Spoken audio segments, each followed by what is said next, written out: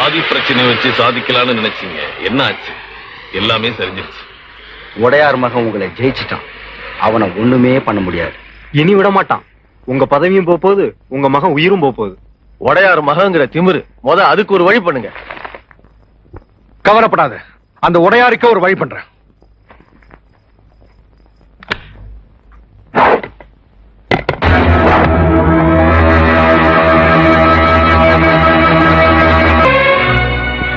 உன் பையன் அரசியல்வாதிகிட்ட மோதுறான். அரசியல்வாதிங்க எப்பவுமே அடிபணிஞ்சு போவாங்கன்னு நினைக்காது. அடிவாரைய அறுத்துருவானுங்க. உன் மகனுக்கு தெரியாம நாளைக்கு காலையில ரிஜிஸ்டர் ஆபீஸ்ல கல்யாணம்.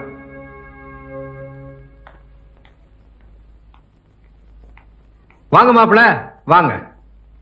மச்சான், நீ நின்னா எனக்கு கால் வலிக்கும். ஓகே சாந்தி, உன்னை பார்க்க உங்க அண்ணன் வந்திருக்காரு.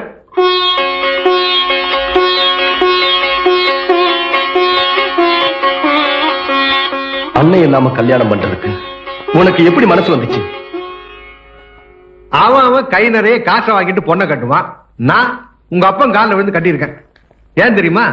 இனிமே நீ என்னை எதிர்த்து ஊர்வலம் போனேன்னு வச்சுக்கோ.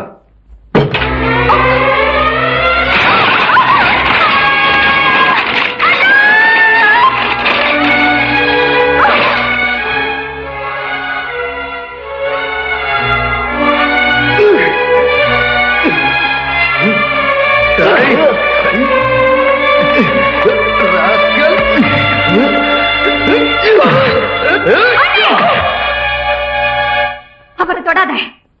என் புருஷனும் மாமனாரும் என்ன அடிப்பாங்க, உதப்பாங்க. எங்க வீட்டுல 1000 நடக்கும். அத பத்தி நீ கவலைப்பட தேவையில்லை.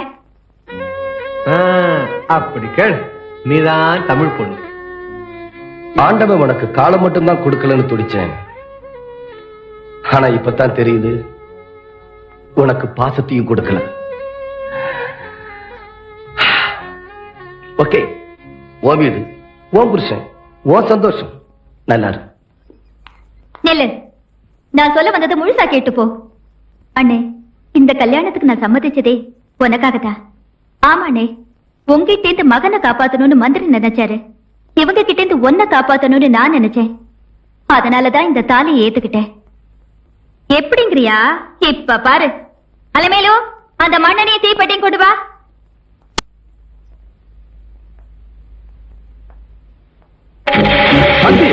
பொருள் நீ பதற, வேடிக்கை பாரு.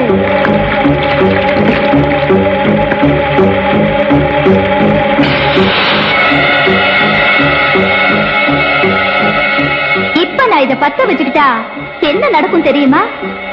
மருமக மேல மண்ணெண்ணெய் ஊத்தி ஏறிச்சிட்டார் மந்திரி அப்படின்னு மக்கள் பேசிக்குவாங்க. உங்க பதவியும் போயிடும், உங்க ஆட்சியும் போயிடும். இப்ப இந்த நாட்டுல இதுதான் ரொம்ப ஸ்ட்ராங்கான கேஸ். ஜனாதிபதி கிட்ட கருணை மனு கொடுத்தா கூட நீங்களும் உங்க மகனும் தப்பிக்கவே முடியாது. நான் ஒண்ணு இல்லாத வீட்டு பொண்ணா இருந்தா இந்த உலகத்துக்கு தெரியாம மறைச்சிருவீங்க. நான் உடையார் வீட்டு பொண்ணாச்சே, எங்க அப்பா ஆட்டிருவார் ஆட்டி. இல்லன்னு ஆமாமா அண்ணே, இவங்களுக்கு தண்டனை ஓ முயற்சியால கிடைக்கணும். உன்னை இந்த நாடே பாராட்டணும். அத பார்த்து நான் பூரிக்கணும். அதனாலதானே இவ்வளவு பொறுமையா இருக்கேன். இல்ல 1 லிட்டர் மண்ணெண்ணெய், ஒரு தீக்குச்சி, இவங்களை நானே ஏற்கிடுவேன். ஏன கண் கலங்குற? தங்கச்சிக்கு சீதனை கொண்டு வரலேனா ஒரு நாள் முடிஞ்சா ஒரு 5 லிட்டர் மண்ணெண்ணெய் அனுப்பி வை, அது போதும். மத்ததெல்லாம் என் மாமனார் வீட்லயே இருக்கு. ஏ மாமா,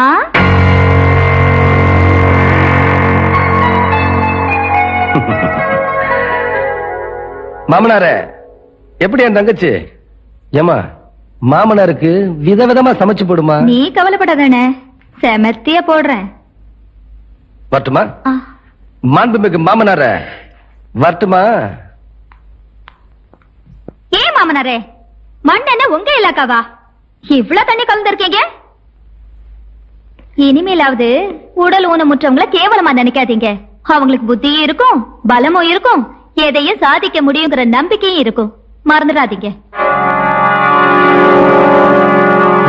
உனக்கு சனி ஸ்டார்ட் ஆயிடுச்சு. போ, காலையில அது வயிற்றுல இப்படி புளிய கரைச்சிட்டு போற. யோ, திலகவதி ஏன் பொண்ணியா? நான் வளர்த்த பொண்ணு. இப்போ நான் அவளை பார்க்கணும். வழிவிடு. என்ன பாத்துட்டு இருக்கீங்க? தலியா யாரா இருந்தாலும் எம்பியை பார்க்க கூடாதுன்னு எங்களுக்கு மேலதிகாரிங்க உத்தரவு போட்டிருக்காங்க. உத்தரவு போட்ட அதிகாரி 5 வயசுல வனாதியா இருந்தப்போ சோறு போட்டானா? நான் போட்டேயா? கூப்பிட அவனை. எங்க அதிகாரியே அவன்னு சொல்றியா? போடா.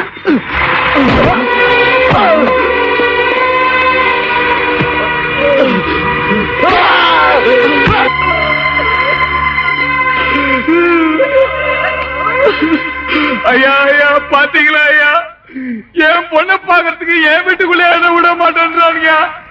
அடிச்சு வச்சுக்கானுங்க, அடிச்சு வச்சுக்கானுங்க. ஒரு எம்பியை வெளியே விடாம அடிச்சு வச்சிருக்காங்க இவனுங்க. பேசாம போறியா இல்லையா? இன்ஸ்பெக்டர் சார், என்னாலே திருப்பி அடிக்க முடியும். இங்க இருக்க ஒருத்தனையா தான் அடிப்பேன். ஆனா நீங்களா என்ன அடிக்கல சார், எனக்கு தெரியும்.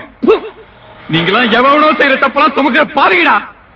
உங்களை நான் அடிக்க மாட்டேன், அவனை பாக்குறேன்.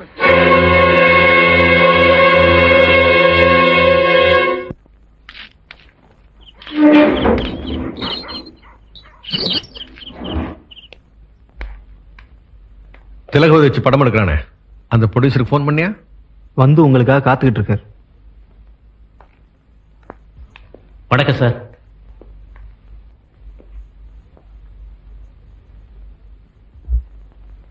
உங்க படத்துல திலகவதி நடிக்க வேண்டிய சீன் ஏதாவது பாக்கி இருக்கா? ஒரே ஒரு பாட்டு மட்டும் எடுக்கணும். பாட்டு முடிஞ்சது அவங்களை கொலை பண்ற மாதிரி ஒரு சீன் எடுக்கணும்.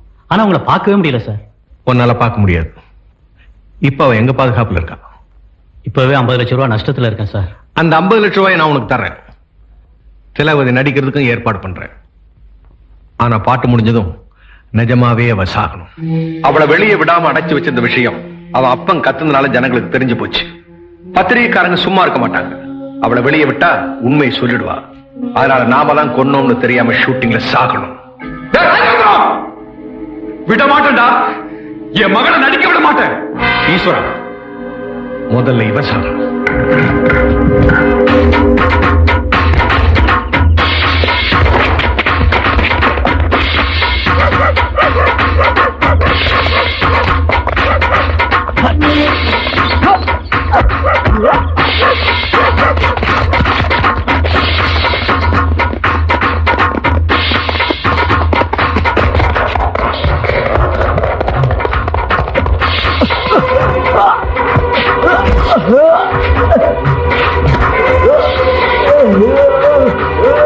அந்த எம்பி திலகவதிய வெளியே விடாம வீட்லயே அடைச்சு வச்சிருக்காங்களா? யாரையும் பார்க்க விடாம போலீஸ் காவல் வேற போட்டிருக்காங்களாம்.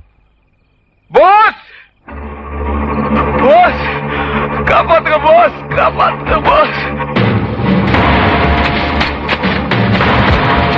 ஐயா, என்னாச்சு உங்களுக்கு? மந்திரோட ஆளுங்க திலகவதியை கொலை பண்ண போறாங்க. தயவு செஞ்சு அவளை காப்பாத்துங்க ஐயா.